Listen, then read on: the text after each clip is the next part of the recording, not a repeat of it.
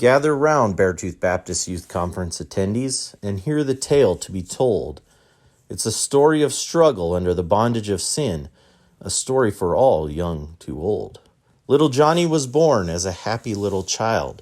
He really didn't break any mold, but in his childish ignorance and bliss, he didn't know sin already had a strong hold. As our friend aged from infant to boy, he started to notice he was not his own. Rules and responsibilities were expected more and more, but too often those expectations were blown. The struggle was raging already in his heart, but as a child he continued without peep or groan. It was easy to mask the bondage of sin. All he had to do was get in the video game zone. In what seemed like a mere twinkle of the eye, Johnny sprouted from boy to young man.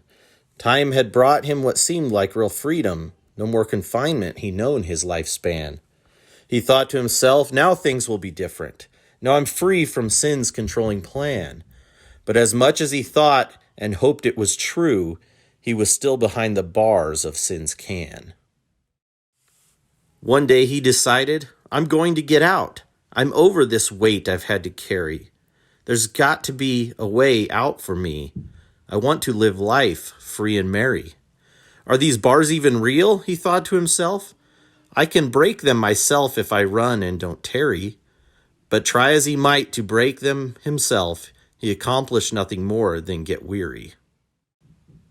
After brute force didn't work to free him from sin, a new idea hatched in his head.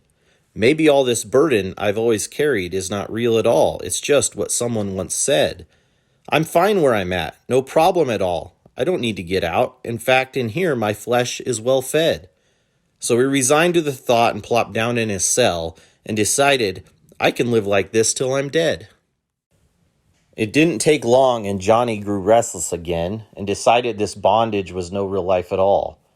So he continued looking for freedom and thought, I know a religion I can call. He followed traditions, gave money, really trying his best, even getting sprinkled by a strange dude whose hat was real tall. But again, despite his best efforts to escape, he was still stuck behind the prison wall.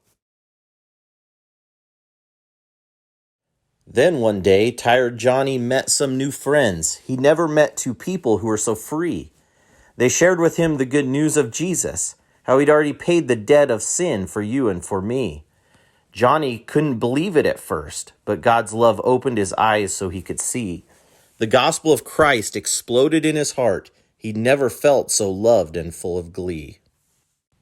The prison bars of sin Johnny had known his whole life were finally broken down, no longer holding him back.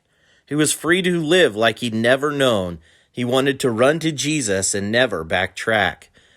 He found life's struggles were still there for him to face, but he knew Jesus' love would never crack. His friends in the faith were also there for him, faithfully cheering him and picking up any slack.